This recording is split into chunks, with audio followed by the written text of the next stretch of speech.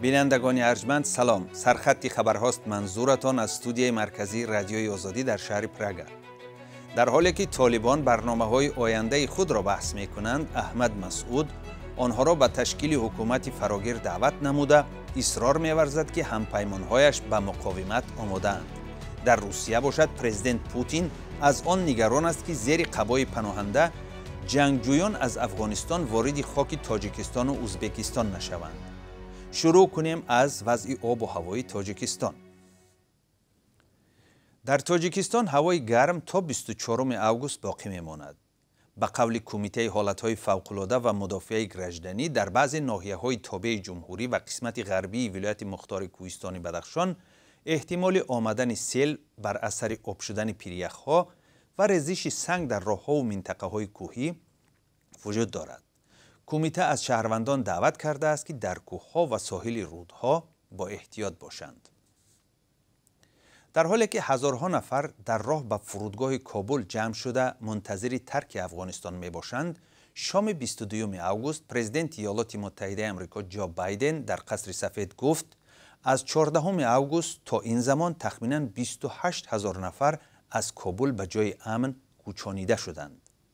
احتمال در این آمار پروازهای هواپیماهای کشورهای عضو ائتلاف نیز حساب شدند. بایدن گفت هیئت امنیتی مأموریت زیر رهبری او امکان تمدید مهلت بیرونشوی نیروهای ایالات متحده آمریکا را بررسی می‌کند تا اینکه بعد 31 اوگوست هم شرایط بیرون برآوردن شهروندان آمریکا و افغان‌های به اصطلاح زیر خطر از دست نرود.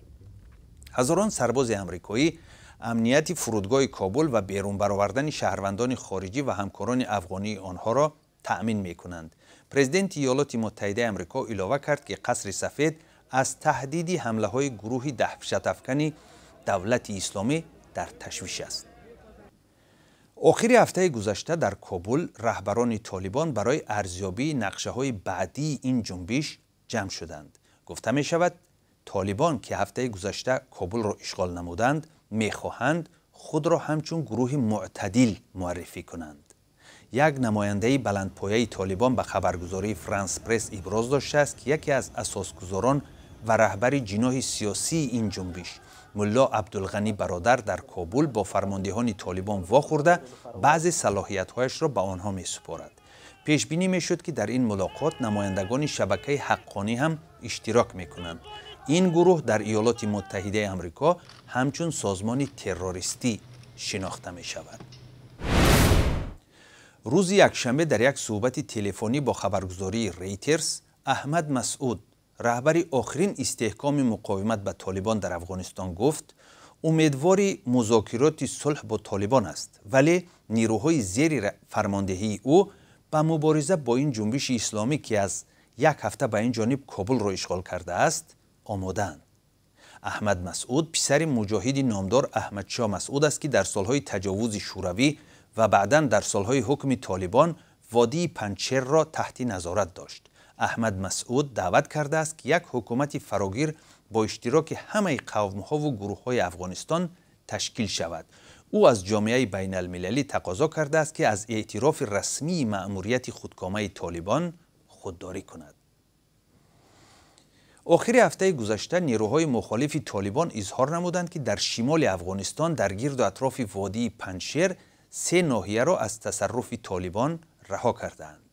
در نواری که کاربران از ناحیه اندرابی کنار پنجشیر در شبکه‌های اجتماعی جای دادند دیده می شود گروهی سلاح به دست از ساکنان دهه دعوت می کند که به طالبان تسلیم نشوند. وزیر مدافع افغانستان جنرال بسم الله محمدی در شبکه توییتر نوشته است که ناحیه‌های ده صالح، بنا و پل حصار ولایت بغلان از نظارت طالبان خارج شدند، ولی معلوم نیست که کدام گروه طالبان را از آنجا بیرون کرده است. امروز رهبران کشورهای عضو سازمان پیمان امنیتی دسته‌جمعی توسط کنفرانس آنلاینی وضع امنیتی افغانستان را بررسی می‌کنند.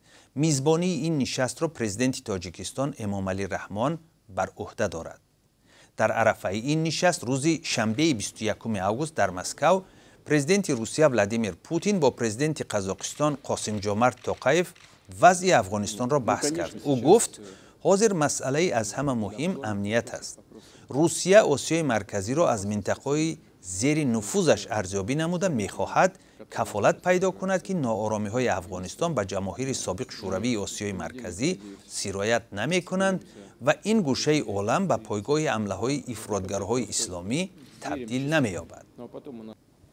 روز یکشنبه در یک جمع آمدی حزب حاکم روسیه واحد نیز پوتین به وضعیت در افغانستان اشاره کرده پیشنهاد کشورهای غربی در مسئله موقتا جای دادن پناهندگان افغان در آسیای مرکزی را تنقید کرد. به عقیده رهبر روسیه، مسکو جانبدار آن نیست که جنگجویان افغان همچون پناهنده به آسیای مرکزی وارد شده از آنجا به روسیه تهدید کنند. این مسئله مستقیما به امنیت ما و شهروندانمون تاثیر دارد. امروز این یکی از مسئله های اولین درجه وزارت کارهای خارجه است. ما نمیخوایم که زیر قبای پناهنده جنگجویان به خاک ما وارد شوند. ما به این امید داریم و کاری از دستمون آمده را خواهیم کرد و از جمله با کارشریکان غربیمون برای تامین نظم و ثبات افغانستان در تماس هستیم. بینندگان ارجمند، ما تحولات اخیر افغانستان را دائما زیر نظر داریم و تفصیلات بیشتر از این کشور را در سامانه آزادی www.azadi.org پیدا کنید. هفته های اخیر در تاجیکستان نرخ سوزشواری به ایست بالا می رود. حالا قیمت 1 لیتر گاز از 8.5 تا 9 سامانی رسیده و بنزین هم از 10 تا 11 سامانی فروخته می شود. در این باره تقریبا هر روز از شما عرض و شکایت گرفته ایم و امروز این مسئله را در برنامه خبری به تفصیل بحث می کنیم.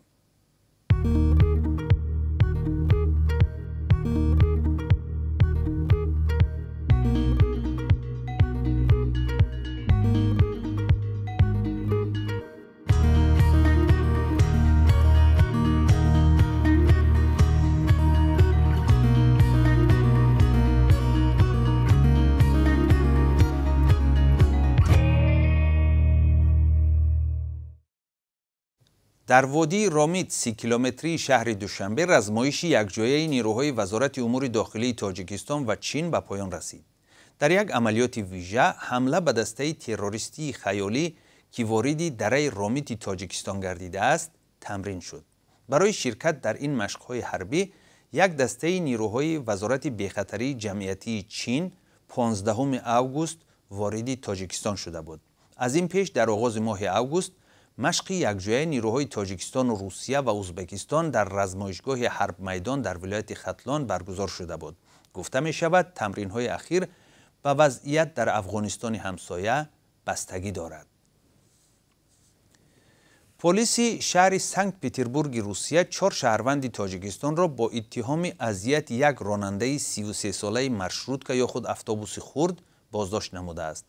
یک منبع در نهادهای حفظ حقوق و ترتیبات این شهر به نشریه نیوسکی نوستی گفته است 19 اوگوست راننده به پلیس مراجعت کرده خبر داد که 4 شهروند تاجیکستان او را لطوکوب نموده شرط گذاشتند که اگر تا 22 اوگوست به آنها 50,000 روبل روسی نوارد باز لطوکوب می شود.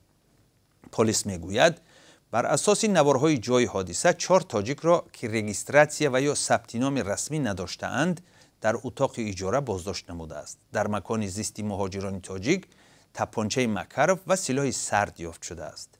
مهاجران در بازداشتگاه موقتی جای داده شدند و تفتیش حادثه ادامه دارد.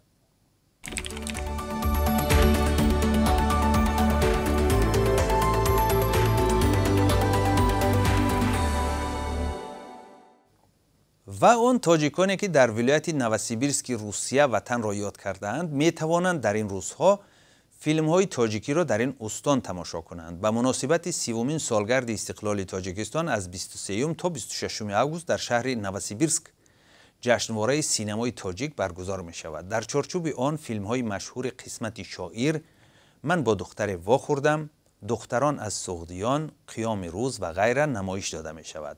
این جشنواره با تلاش‌های کنسولگری تاجیکستان در نوسیبیرسک، نمایندگی وزارت کارهای خارجی تاجیکستان در روسیه و استودیوی تاجیک فیلم برگزار می شود.